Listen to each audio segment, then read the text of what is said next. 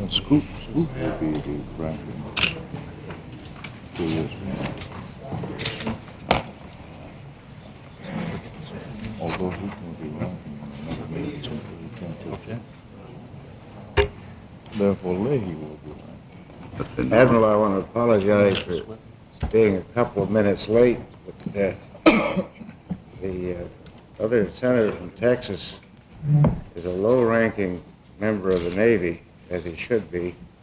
I just wanted him to be sure to be here. We're always willing to wait for the chairman of the armed services. What is he, Chief Petty Officer? Yes. Taking great pride. Is he up to a petty officer now? Chief Petty Officer. Not his Chief Petty abortions Officer. mate. You mean Thank you, John Chief. Tyler's the chief petty officer? Yeah, they're going to make him admiral. He hangs around long enough.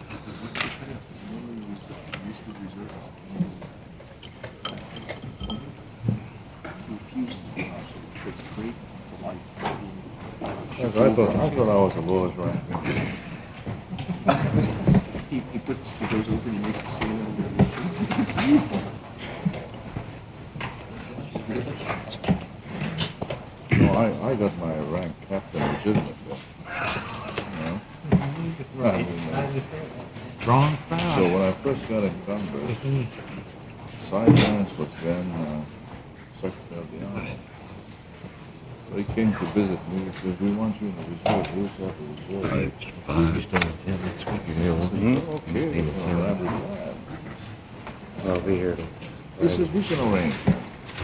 So we arranged something whereby I won't get any increase in the time to pay while I'm In a non-legislative. So he said, we make you the vice chairman. And I kind of fell.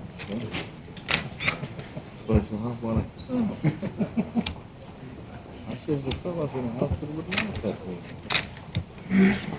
And so he says, what rank do you want? I says, captain. He says, how about a major?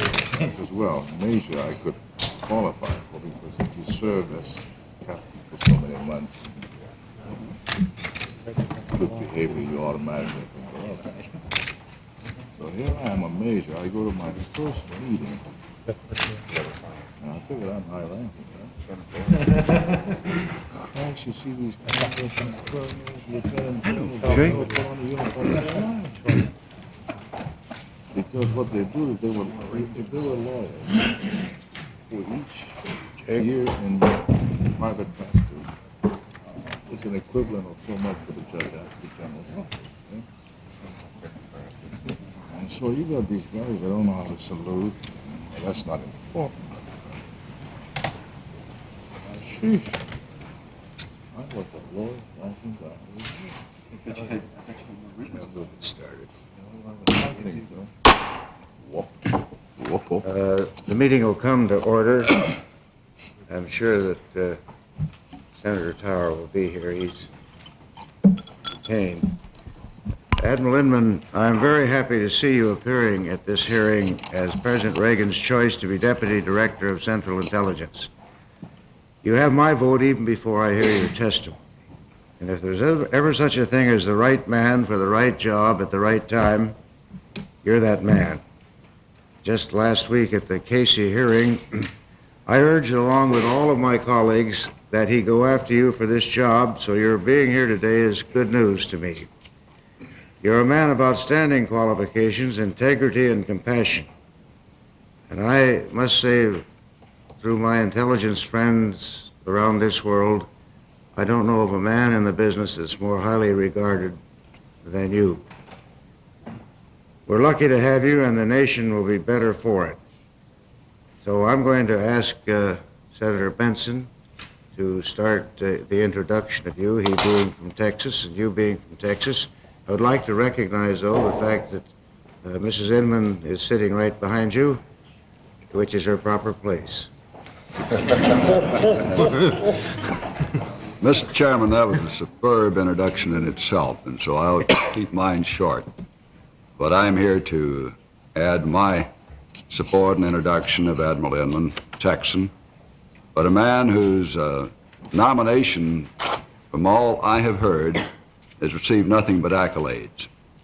He's a man of integrity, a man with a great depth of experience in the intelligence field. I'm really pleased to see that he would take this position, because he already had a responsible position as head of the National Security Agency and was doing a superb job in that regard. Obviously, he has great technical qualifications in addition to the question of integrity and ability. He's a graduate of the University of Texas. He's a man who I think will bring the kind of experience and breadth of the job which will please all of us. He's appeared many times before this committee and is well known by most of the members of the committee. So I'm delighted to join in support of him, and I know my colleague, Senator Tower, feels just as strongly as I do in that regard. And if he was not unavoidably detained, would be here. Thank you very much, Senator, and hoping that Senator Tower will show up. I have a letter here that I will not read, but it's from Edward Boland, who is chairman of the House Committee, corresponds to this. I'll ask unanimous consent that it be placed in the record after the introduction by Senator Tower, if we're still hoping.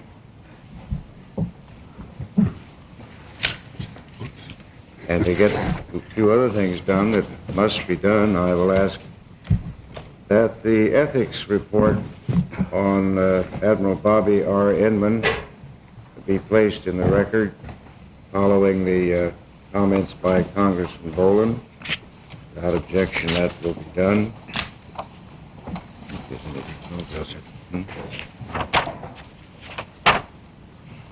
So we'll just be patient a moment.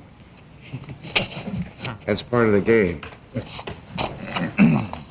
Chairman, when I left the policy luncheon, Senator Tower was still conducting, the Vice President was still there, and I'm sure that's why he is detained. Well, would it be the wish of the committee that we proceed and allow Senator Tower to introduce Admiral Inman when he comes in the interest of time? Fine.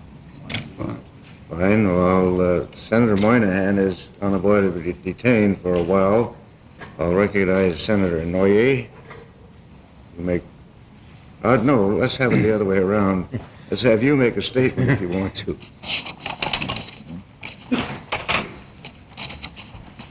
Chairman, I appreciate very much the kind words with which you opened the session.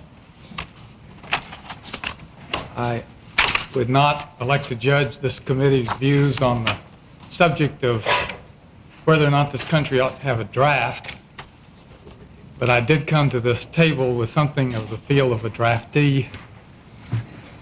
I'm grateful to have the committee's support, and I hope both of us will feel at the end of 2 years that it was the right choice. It is a distinct pleasure to appear before this committee on this occasion. I've been nominated by the President to serve as the Deputy Director of Central Intelligence. You're all generally aware of my background. My most recent assignment is the Director of the National Security Agency. However, it might be useful for me to review that background and experience in light of this nomination. As a native of the state of Texas, I was educated, received a degree of Bachelor of Arts from the University of Texas at Austin in 1950. Shortly after joining the Naval Reserve in 1951 and being commissioned as an ensign in March of 1952, I joined the USS Valley Forge, then participating in operations in the Korean area. Later, I served in various administrative assignments in the European theater. Following release from and then returned to active duty 6 months later with the Navy, I served in various shipborne operational assignments and in several intelligence assignments, functioning as an intelligence analyst and as an assistant naval attaché at the U.S. Embassy in Stockholm. Subsequent assignments included service as the Fleet Intelligence Officer on the staff of the Commander 7th Fleet, attendance at the National War College, Executive Assistant and Senior Aide to the Vice Chief of Naval Operations, Assistant Chief of Staff for Intelligence to the Commander-in-Chief U.S. Pacific Fleet, Director of Naval Intelligence, and Vice Director for Plans, Operations, and Support of the Defense Intelligence Agency. As you know, since 5 July 1977, I have had the pleasure of serving as the Director of the National Security Agency. Although my current assignment has involved me heavily in the collection and production of intelligence information, the majority of my experience during 21 years of service in the field of intelligence has been as an analyst and a manager.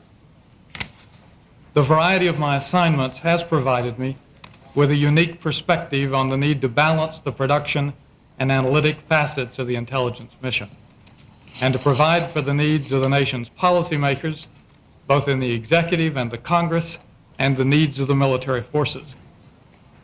I am in complete agreement with Mr. Casey in his statement to this committee that it is vital that this nation have a strong and effective intelligence organization with a wide range of capabilities and the flexibility to adapt and focus them on whatever exterior threats or problems confront the nation. Thank you, Admiral. Senator Noye, we'll start with you.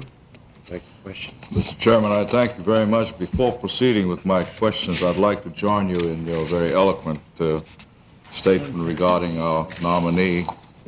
It's been my pleasure to work with Admiral Inman, and I think the administration should be commended for this choice. Admiral, in the past, military officers who have held the posts for which you have been nominated have performed a very limited role, particularly with respect to the Central Intelligence Agency. What is your understanding of the specific duties and responsibilities that you will fulfill as Deputy Director of Central Intelligence? Senator Noye, as you know, the National Security Act provides for a Deputy Director of Central Intelligence, but it does not prescribe specific duties. In discussing with Mr. Casey his desire that I undertake these duties, it is my understanding that he expects me to be the statutory deputy in every respect.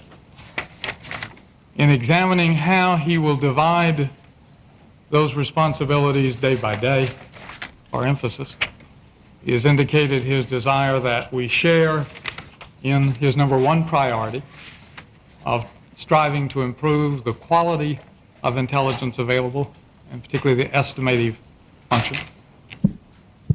He will concentrate to a substantial degree on the covert operations, clandestine collection sides of the business. And he has expressed the particular desire that I concentrate on community affairs, budget account, resource allocation, the technical side of the business. Have these duties and responsibilities been agreed to by the President? It's my understanding that they have been agreed to by the President. It's been suggested that the committee has not been very successful in its efforts to strengthen United States intelligence through the budget authorization process. As a former program manager who has been intimately involved with the committee on these matters, how would you characterize the committee's record in this regard? Senator Noye, that's one in which in a closed session I could be very specific and direct, and in an open session, because the figures, the numbers, the statistics are classified, you'll forgive me for falling back on some generalities.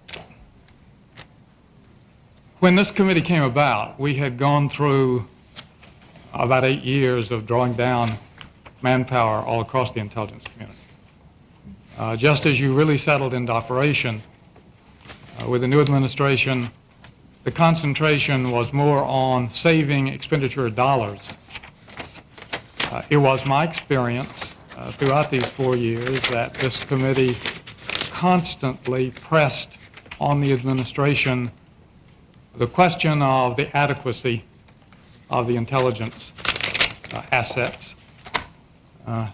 You added a little from time to time, which is not always the easiest process when the administration is not particularly willing to have extra money added. We collectively have a long way to go, I believe, to build the intelligence capability this country needs for the decade out ahead. If the committee sustains the approach to that problem they brought through the last years, and we can help reorient the way the executive branch deals with it, I believe we've got a good chance of dealing with those problems. During Director Casey's confirmation, he indicated that both he and the President were supportive of strong congressional oversight of U.S. intelligence activities. Admiral, do you foresee any problems or difficulties in abiding by the spirit and intent of the intelligence oversight provisions enacted by the Congress last year? Senator Noy, I do not. I recognize that a lot of negotiations and a lot of anguish went into finding the exact words that went into that act. The executive branch was particularly concerned to get in some of the preambular clauses, and the committee, the text that followed. There may well be areas in which I have no experience. That will cause me to rethink my past experience. But I have never found an instance in these 6 years in which we've been doing business in which I could not find a way to keep the committees fully and completely informed. And I have in turn found that I have benefited in each of 3 assignments by the support I have drawn in return. Then would you say that you're satisfied with the current relationship that we have, the oversight relationship? Senator, I believe the U.S. intelligence community is substantially better off than it was before this relationship was established. That's because you had no way to come and bring your case to the Hill. The intelligence community had no constituency in the Congress in any kind of organized way to support the need for a strong, healthy, viable intelligence structure. The other side of that coin is that one must have absolute sense of confidence that security will be maintained for not only the substantive intelligence, but even more critically, the sources and methods information that must be shared in the process of budget authorizations and enactment. I do believe the standard you set as the chairman in starting this committee struck exactly the right note. I have not been reluctant to bring to this committee in the past my concerns. If I had concerns for the handling of classified information, I will not be reluctant to do that in the future. The record that I've had is that the committee has always been very responsive. Both of the 2 previous chairmen, the vice chairman during his 4 years and now taking up, have always been very responsive to my concerns when we need to examine whether or not leak or mishandling came from this committee. If I had been as successful in the executive branch, I would be much more comfortable about the protection of our secrets today. Do you have any suggestions as to how we may improve this relationship? I have none really to volunteer at the outset. I hope we can maintain a close working relationship. There will be times when we'll need to compartment even amongst ourselves. That sometimes will be distressing to the staff, as it has been, and as it is to our staffs in the executive branch when we must do that. But the essence of the relationship is to make sure we do continue a dialogue constantly about all our problems. I thank you very much. As our chairman indicated, you had my vote before you were nominated. Thank you. I might say this room has not been swept, so please be careful in asking questions that you don't get into the Never Never Land. Senator Leahy, Senator Garn. We have similar hairlines. More senatorial hairline. That's what it is. How's it feel to be ahead? Thank you, Mr. Chairman. Admiral Inman, I think everybody shares the views that have already been expressed. I personally have had the opportunity as a charter member of this committee to work with you over a period of several years now. And of all the witnesses that have appeared before us, and most of them in executive or in closed sessions, I would say to you personally and publicly that you have been the most forthcoming witness before this committee of all the witnesses that we have had, the most direct at all times, without ever hedging your opinions or worrying about any politics of the situation. And so I commend you for that. There is no doubt in my mind in your new position that you will continue that openness and directness. That has certainly helped us on this committee in our work to have that kind of responsiveness. So I too join in strongly endorsing your selection. I can think of no one better to have been nominated by the President for this position. In the interest of time, Mr. Chairman, I have a further prepared statement that I would ask unanimous consent the remainder of it be placed in the record. Without objection. Admiral, I recognize that here in open session that what you said to Senator Noe, that you cannot answer in detail, and I do not expect you to. I do expect only some general answers. What do you believe are the most significant problems facing the Central Intelligence Agency and the intelligence community in general today? Senator Garner, I can speak with some greater precision about the broad terms of the intelligence community. And I hope in a few months to have the same degree of confidence in speaking about the internal problems of Central Intelligence Agency. It simply has not been possible in the previous assignments to delve into their problems inside the agency to the degree that I will hope to do. I would put our number one problem as manpower. My perception is that we have, for various reasons, either to draw down from the Vietnam time, followed by trading off manpower to pay for new technical capabilities, to drawing down covert operations capabilities. But we have collectively through all of this reduced very substantially the manpower applied to the U.S. intelligence effort. The investments in technology, in communications, in computer capabilities have offset that reduction, and in fact have done some great things for us in some areas. But it is a manpower-intensive industry. And there are no substitutes for analysts who understand the cultures, the politics, the economics, the internal security, the military capabilities of countries in keeping this country and its policymakers and its military leaders abreast of the problems they're going to face day by day. I believe we have some substantial expansion to do in the depth of our coverage of events in the world. We all need to try to do better to express what we know to users in a way that it's useful to them, not in the way that, not for the convenience of the intelligence community. That can only come about by creating a very good dialogue with the users and to get them to be much more specific. Hopefully we can be successful in that. How would you characterize the track record of the intelligence community over the last several years in assessing the Soviet threat?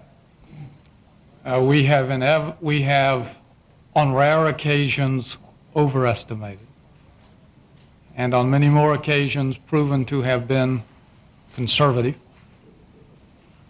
The pace of the Soviet momentum, the sustaining the momentum of investment, has consistently been underestimated. There is a great proclivity to mirror image, to view the Soviets from the light of how we address problems or how we deal with them. And we constantly have to be brought back to the center line to examine what we see happening and to try to put that in some context of what their capabilities are, what their desires are, what their intentions are. But the track record, and there's some good open source studies, Wohlstetter, others, would confirm that we have erred substantially more on the conservative side in dealing with that threat than in overestimating. So the image that's been current in the media of overestimating the threat for budget purposes is just flatly wrong. That has been my experience, not only as a member of this committee, as a former member of Armed Services, as a current member of the Defense Appropriations Committee, that we have constantly been told that Joint Chiefs of Staff, the service chiefs, the intelligence people have constantly come before the committees of Congress overestimating the Soviet threat in order to increase the military budget. And the Russians are coming, and they never come. But that is not true. All of the assessments that I've seen are just exactly in line with what you have just testified, that those estimates, the posture statements every year from the Joint Chiefs of Staff, have almost entirely underestimated the Soviet buildup and the Soviet threat. And so my next question would be, how do you intend to proceed in your new position to get accurate, straightforward assessments of the Soviet threat, where the track record, as you say, and I agree with you, have been consistently underestimating that threat? Senator Garn, I should have responded to Senator Noy earlier in the question, the definition of my duties, that I recognize I am being appointed as the deputy DCI, and that it is not a duumvirate, and that we don't share the responsibilities. It's my job to persuade the DCI how I think we ought to go. In our brief discussions thus far, he has some very clear thoughts of his own about how he wants to proceed in this process. And I would not want to oversimplify, and again, in an open session, it's a tough one to be specific. He said we both bring to this problem the approach that you're better served by trying to put up the facts that you know, to try to make clear the assumptions that you're bringing to the table, to make sure you put out the assumptions that the different players bring and try to explain why, and then put forth your projections. But don't try to spend endless periods of time polishing words and searching for the right word to captivate. In this case, it's one I would rather give them more knowledge than less. Mr. Chairman. Pardon? Just one more question, Admiral. What are your views concerning the adequacy of our current counterintelligence capability? Senator Garn, that's probably the area approaching about which I have the least knowledge. The only counterintelligence practical experience that I've had thus far has been as Director of Naval Intelligence. I was also Commander of Naval Intelligence Command, and the Naval Investigative Service was one of my subordinate elements. We had a very small counterintelligence activity. It was good, but not large. It's an area that I will hope to study thoroughly in the near term. I have a perception that it's both undermanned and probably the one area that really is handicapped by restrictions and procedures. Thank you very much, Admiral. I'll certainly look forward to working with you. Thank you. Senator Tarr, we welcome you and invite you to introduce your fellow Texan. He's already been introduced. And we'll ask unanimous consent that your introduction appear at the proper place. Thank you very much, Mr. Chairman. I apologize for being late. I was presiding over a meeting of the Republican Policy Committee, and the subject was the debt ceiling, a matter in which there seems to be somewhat more than casual interest among Republicans. I'm delighted to support the nomination of my fellow Texan, Admiral Inman. He was born down in Ronesboro, Texas. You don't know where that is? That's in Upshur County near Gilmer. Well, no, now I remember where it is. And anybody from that far back in the sticks can't be all bad. Admiral Inman, of course, has been in the intelligence business for a long time. He comes highly recommended. I think he's an excellent choice as DDCI.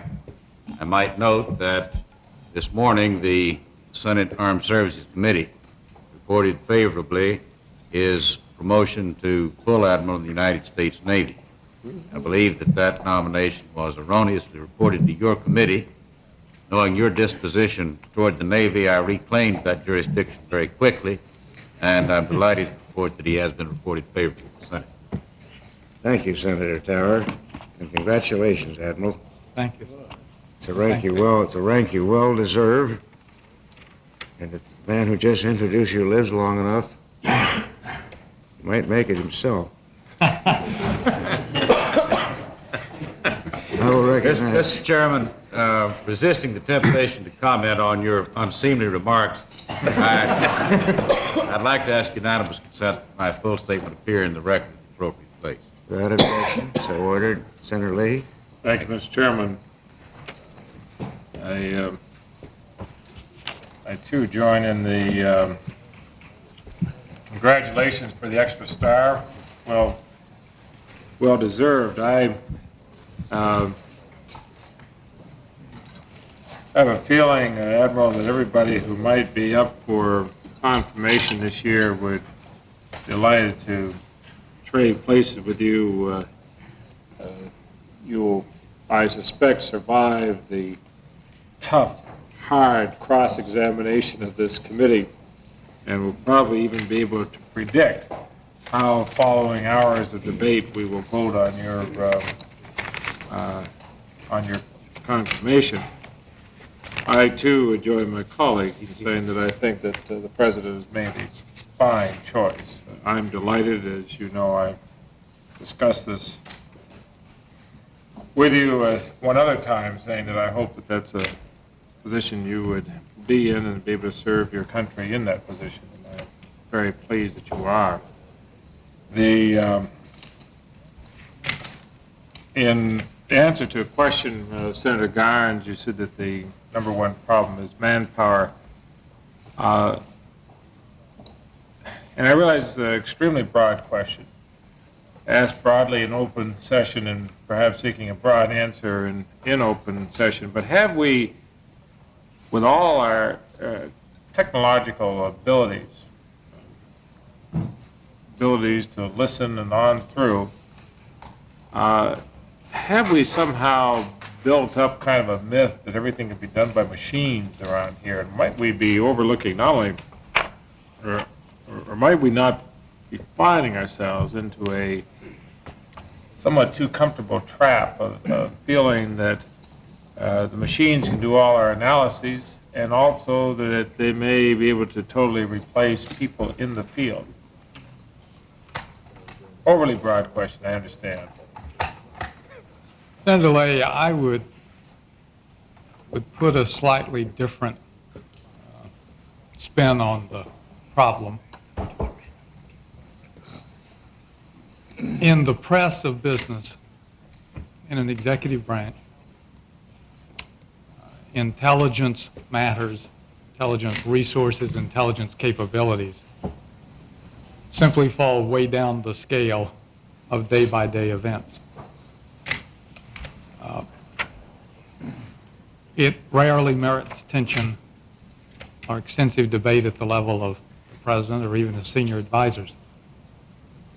It's been my experience in these past 4 years that I have had a great deal more time from the members of the two select committees, some of the members of the two select committees, actually visiting either my headquarters or my installations or discussing it, than with anyone in the executive branch above subcabinet level. And I think out of that process, it's simply less pressing, less worrisome. A presumption that if you're getting a flow of information day by day on your current problem, the capabilities must be there. In going back and analyzing sort of how we got where we are, they were conscious decisions. There were new capabilities that could be had by using some very advanced technology. A decision at that point in time, with great pressures of budget for Vietnam, were to pay for it rather than by adding funds to trade off manpower. Different kinds of individual actions led to those kinds of decisions. Technology does do great things for us. We are probably better at indications and warning for our principal adversaries than we have ever been. It's for the bulk of the rest of our problems, for understanding the small and sometimes not so small, political, economic crisis, terrorism, other things that we are far less prepared, I believe. And in many cases, those come from the ability to deal with those, come from the depth of our understanding on individual countries. That reporting isn't just based on what we get out of the intelligence community. In large measure, that's reporting that we get from the State Department, from the Foreign Service. So it's the quality and caliber of our understanding of many countries that impact on us. I apologize, I'm giving sort of long-winded answers, that I'll try to cut them shorter.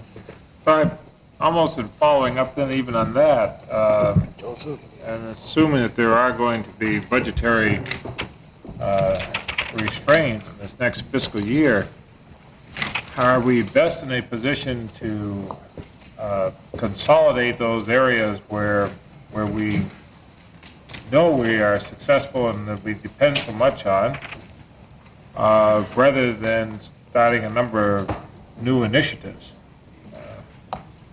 Or can we do both? Do we need to do both? We've done a good job of consolidating in the collection arena. I would urge strongly that we not move for further consolidation in the analytical area. I think we ought to go exactly the opposite direction and encourage as much good, strong, competitive analysis as we can get, because you're usually dealing with shreds of information, and your assumptions that you bring to that can make a great deal of difference in what you determine those pieces mean.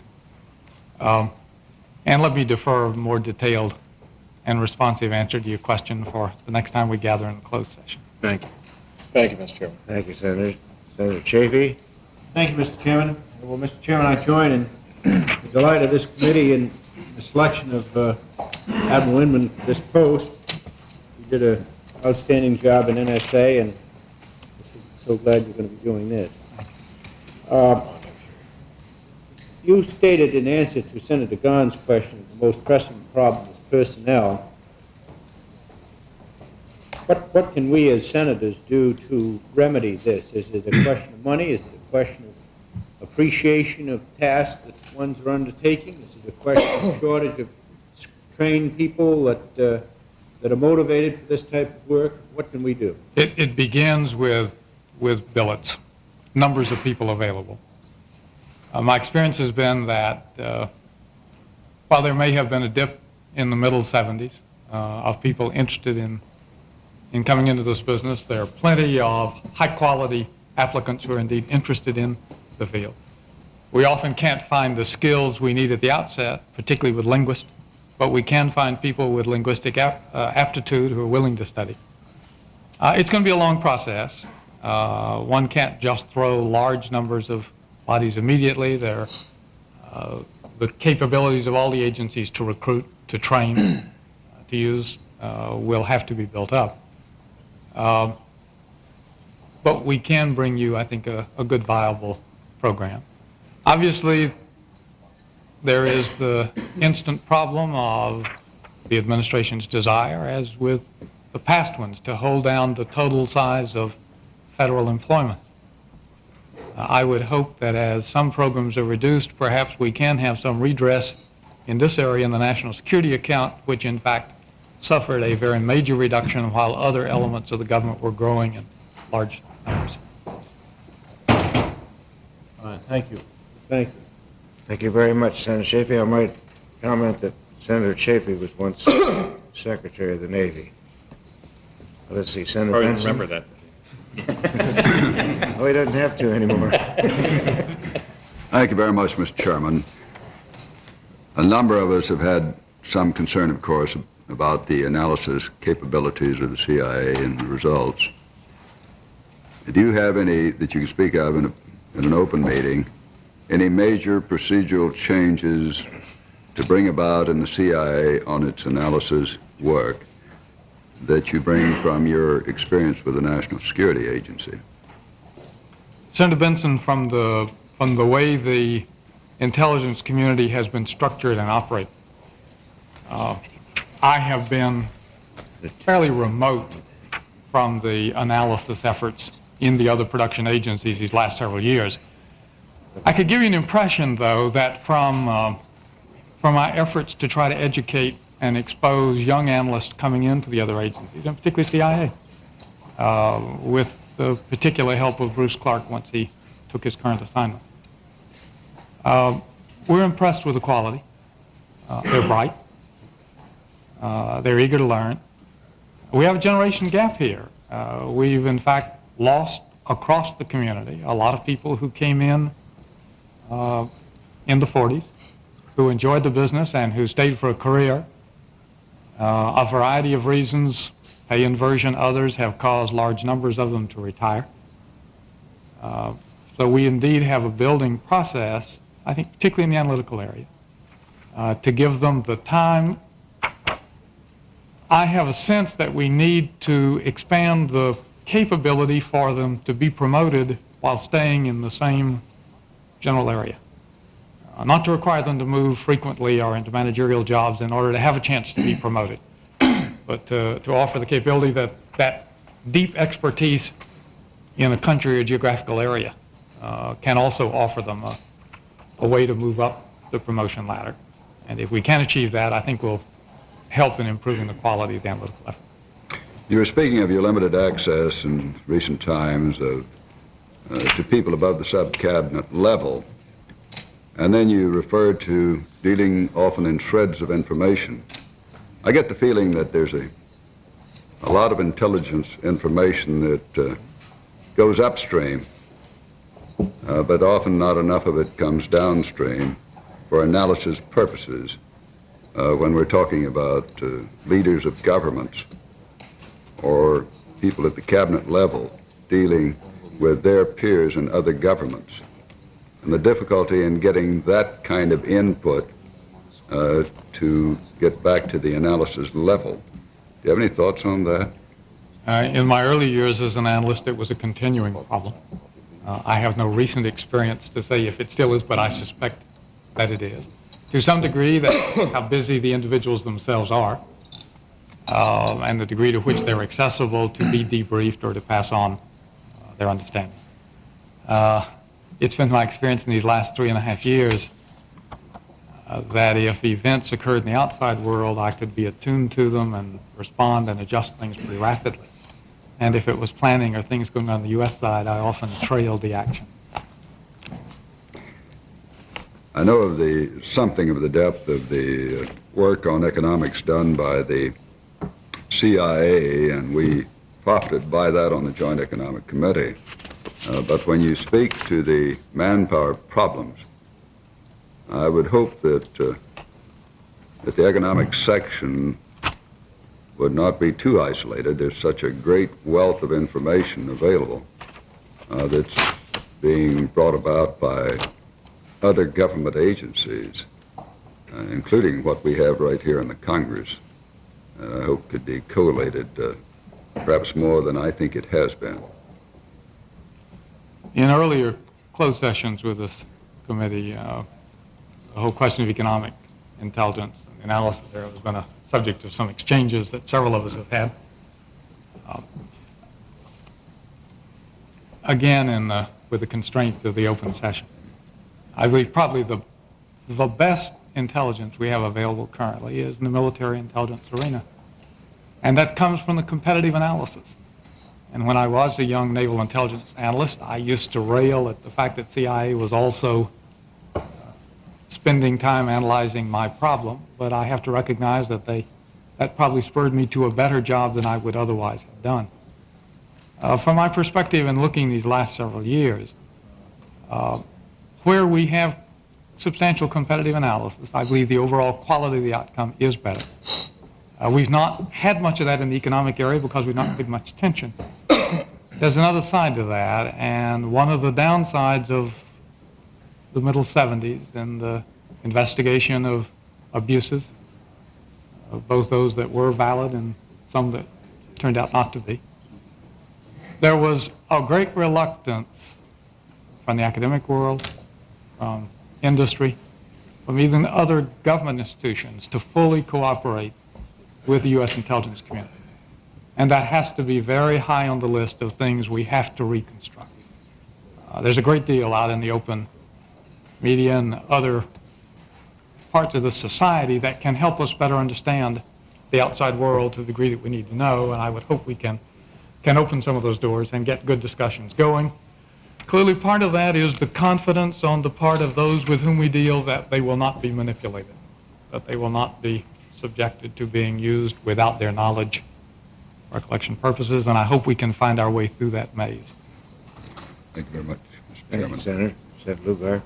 Mr. Chairman, Admiral Inman, I know of very few people in this government that have as comprehensive an idea about what is going on in intelligence as well as what is going on generally in the world than you do. And I certainly ask these questions having prefaced with that comment because it seems to me essential if we can know that the committee have some idea from preliminary conversations that you may have had with this administration as to, first of all, what sort of access you anticipate to President Reagan himself. Will you have regular briefings? Will they be emergencies? Or will there be intelligence passed to others? Or can you characterize in any way how your own perceptions of what is important for the Chief Executive to know that might reach him? We have built up over the last several years a process for flowing indications and warning kind of information to a number of centers around this city and out to commands in the field, essentially simultaneously. That includes the State Department, the Defense Department, the White House, Central Intelligence Agency. That flow goes on uninterruptedly by changes in administration. Each administration elects to find different ways by which the chief executive is briefed. There is an ongoing process of preparing a daily briefing book for the president from the Central Intelligence Agency. I don't believe that's been subjected to any particular modifications yet, but it's pretty early. Usually that occurs 3 to 6 months. They try the products that are available to them and decide if they're responsive to their needs, and if not, then the alteration process begins. From my point of view, one of the great advantages of the appointment of Mr. Casey as the Director of Central Intelligence is the clearly established direct personal relationship with the President that he brings to the job. And that ought to be the best guarantee for the kind of access to take problems as you recognize them to grow larger and to not be shunted off by others who might get in the way of being able to tell the President what he needs to hear. So your access would come through Director Casey. Through Director Casey and acting on his behalf when he's away at travel. And obviously your working relationship with him is of the essence. And obviously it will be a good one. He has apparently enthusiastically recommended you as our chairman, as have all members of this committee. If there was ever a time of unanimous consent enthusiasm, this would be it. I hope we'll be able to sustain that enthusiasm over the next couple of years as we face all the challenges. Now, are the other armed services people who deal in intelligence equally enthusiastic? Or phrase it another way, what sort of relationship has been set up between Mr. Casey and you and those in the other armed services, as well as the Navy, who are dealing in intelligence? This has been a problem, as you've perceived in comments to us over the course of time, that has given pause to some people who have gotten into this field. And I'm just curious to know how it is progressing in this administration. It's fair and honest to say that the pace of organizing all these things is very slow. A lot of that is because I'm not yet removed from my current assignments. I would hope that March and April will see the pace pick up very sharply. I have over the years practiced a general theory of conservation of enemies, that if you're spending a great deal of time out fighting with people, you're missing opportunities to solve problems. Occasionally you will have to get into fights when it's over matters of principle. But that one has to spend the time to seek the views of the other managers in the intelligence community. It is a time-consuming process. As I had explained earlier, Director Casey has indicated he wishes me to particularly concentrate in that area, and I will hope to be able to build some better bridges than we've had in the last several years. Thank you very much. Thank you, Senator. Senator Biden. Thank you very much, Mr. Chairman. Admiral, I, too, join with everyone else. It's getting to be awfully repetitive. I don't know of anyone who is opposed. I don't know of anybody who's not enthusiastic. As a matter of fact, I shared the dais in my home state as an invitee for the Chamber of Commerce, and the main speaker was former General Keegan, retired General Keegan. It worried the hell out of me. He liked you, too. He said you were the only one, he said, in the entire intelligence community that was competent. Based on that, I've reassessed my position. By way of an informal opening statement and closing statement,